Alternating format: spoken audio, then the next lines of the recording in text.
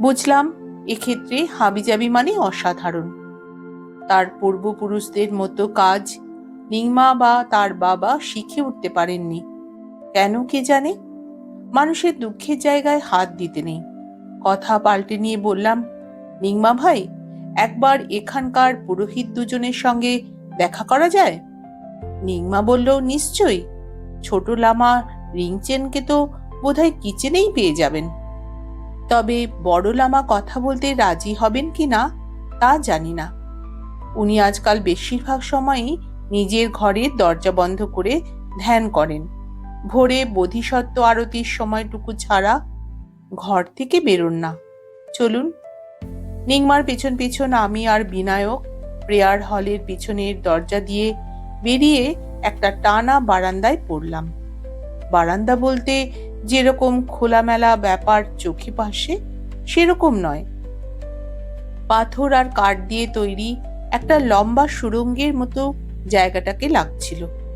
Ceiling এর ঠিক নিচে কয়েকটা ঘুলঘুলির মধ্যে দিয়ে আলোর বিম এসে পড়ছিল পাথরের মেঝের উপর।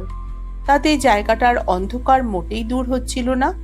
বুঝতে পারছিলাম ওই দেয়ালের ওপাশে পেছনেই হচ্ছে উঠোন। দেওয়ালটার এক প্রান্তে শাল কাঠের তৈরি দুর্গের দরজার মতো বিশাল একটা দরজা। পাল্লা দুটো ভেতর থেকে প্রকাণ্ড একটা খিল দিয়ে আটকানো ছিল। নিংমা বলল, হাবিজাবি পালা পার্বণ না থাকলে ওই দরজা খোলা হয় না। অন্য প্রান্তে দোতলার উঠবার কাঠের সিঁড়ি। সেই আলো আধারির মধ্যেই দেখলাম একদিকের দেওয়ালের গায়ে পাশাপাশি তিনটে ঘরের দরজা। নিংমা বলল, ডান দিকের প্রথম দরজাটা বড় লামা সামডুপের ধ্যান ঘরের দরজা। ঘরের দরজা দেখলাম ভেতর থেকে আটকানো। সামনে দিয়ে যাবার সময় গুনগুন করে মন্ত্র পড়ার শব্দও পেলাম মনে হলো। পরের ঘরটা স্টোর রুম, দরজায় তালা ঝুলছিল। এই দুটো ঘর পেরিয়ে আমরা তৃতীয় ঘরটার দিকে এসে দাঁড়াতেই খাবারের সুগন্ধ পেলাম। খোলা দরজা দিয়ে দেখতে পেলাম টকটকে লাল বাকু গায়ে ধবধবে ফর্সা একটি ছেলে কাঠের উনুনের উপরে চাপানো বড় ডেকচিতে খুন্তি চালাচ্ছে। নিংমার ডাক শুনে লামা রিনচেন ঘুরে দাঁড়ালো। তারপর ডেকচিটাকে উনুন থেকে নামিয়ে তোয়ালে দিয়ে হাত মুছতে মুছতে ভাঙা ভাঙা হিন্দিতে আমাদের ডাকলো, আসুন আসুন, ভেতরে আসুন। জুতো খুলতে হবে না, আমাদের ঠান্ডার দেশ। সকলেই সারাক্ষণ পায়ে চটি বা জুতো পরে থাকি। দেখুন না, আমিও পরে রয়েছি।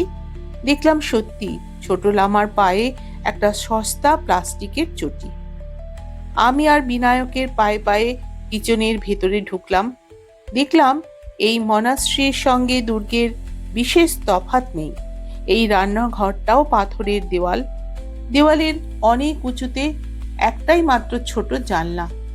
100 বছর ধরে উনুনের ধোঁয়া জমতে জমতে ছাদের মোটা মোটা কড়িকাঠগুলো কালো হয়ে গেছে।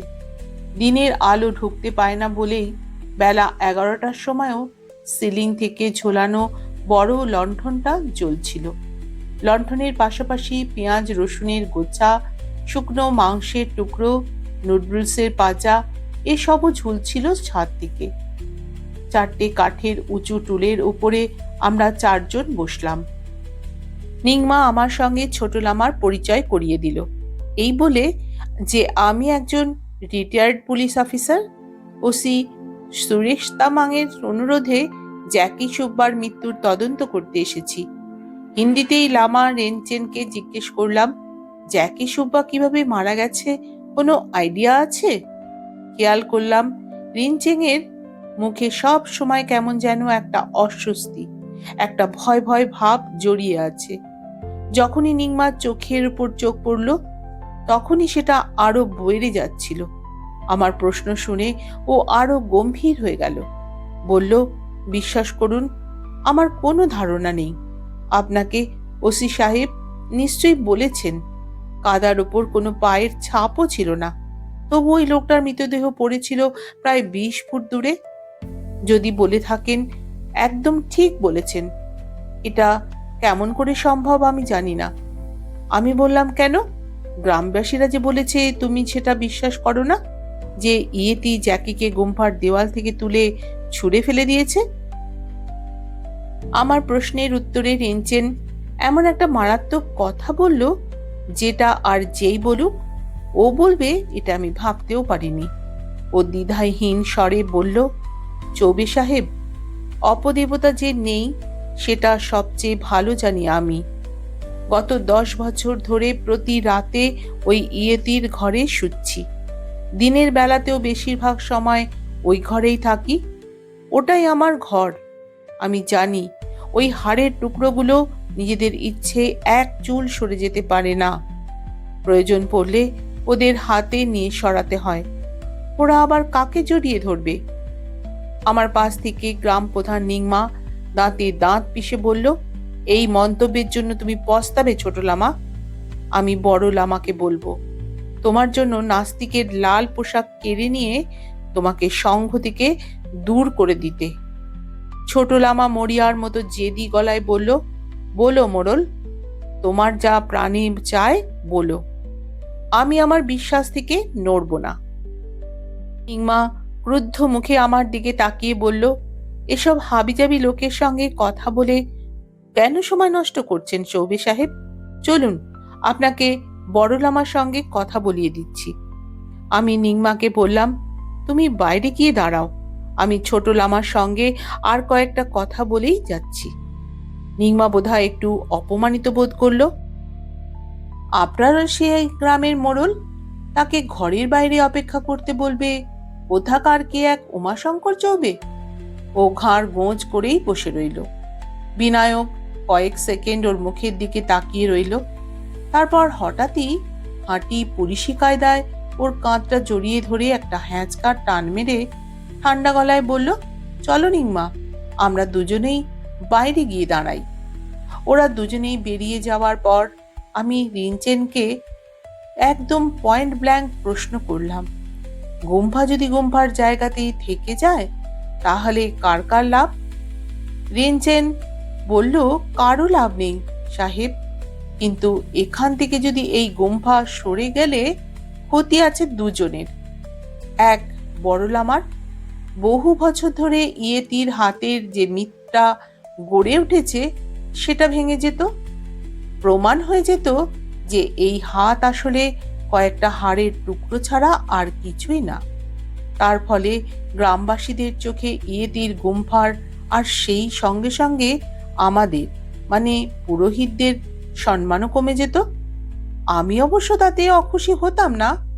আর দ্বিতীয়জন, ওই নিংমা শেরপা, ওর মান সম্মান পুরোপুরি বড় লামার মান সম্মানের সঙ্গে জড়িত। অবাক হয়ে জিজ্ঞেস করলাম, কেন? লোকটা গ্রাম প্রধান হিসেবে অপদার্থ, আসলে অলস। সাম্পা একটা দুর্গম গ্রাম হতে পারে, কিন্তু একটু চেষ্টা করলে এই গ্রামের গরিব লোকগুলোর জন্য অনেক সরকারি সাহায্য নিয়ে আসা যায়। উন্নত জাতের গরুর ব্রিডিং, সোলার পাওয়ার, জল, রাস্তা, অনেক গ্র্যান্ট পাওয়া যায় সরকারের থেকে। তার জন্য একটু দার্জিলিংয়ে দৌড়াদৌড়ি করতে হয়। নিংমা শেরপা ওসব কিছুই করবে না। গ্রামের সব দুর্ভাগ্যের জন্য ইয়েতি দেবতাকে দায়ী করে বসে থাকে। আর এ ব্যাপারে ওকে সমর্থন করেন বড় লামা। বরাবরই কি ওদের দুজনের সম্পর্কটা এরকম ছিল? একটু ভেবে উত্তর দিও। রিনচেন বলল, ভেবেই বলছি চৌবে সাহেব। সত্যি কথা বলতে কি, এই ব্যাপারটা নিয়ে আমি গত 1 মাস ধরেই ভাবছি। বড় লামা আর নিংমার মধ্যে একটা বোঝাপড়া অনেক দিন ধরেই ছিল, তবে এই গুম্ফা সরানোর কথাবার্তা শুরু হওয়ার পর থেকেই দেখছি বড় লামা যেন নিংমা শেরপাকে হিপনোটাইজ করে ফেলেছেন। উনি যা বলছেন নিংমা তাই শুনছে, উনি যা বোঝাতে বলেছেন নিংমা গ্রামবাসীদের তাই বোঝাচ্ছে। আর এখানকার লোকেরা বড় সরল। গুম্ফার লামা এবং গ্রাম প্রধানের কথা ওদের কাছে ভগবানের মুখের কথার মতোই শিরোধার্য।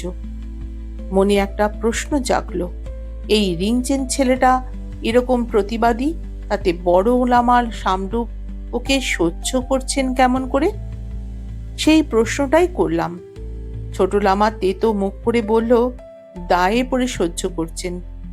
আমাদের নিয়োগ হয় লাদাখের মূল মনাস্ট্রি থেকে, না হলে কবেই উনি আমাকে এখান থেকে বার করে দিতেন।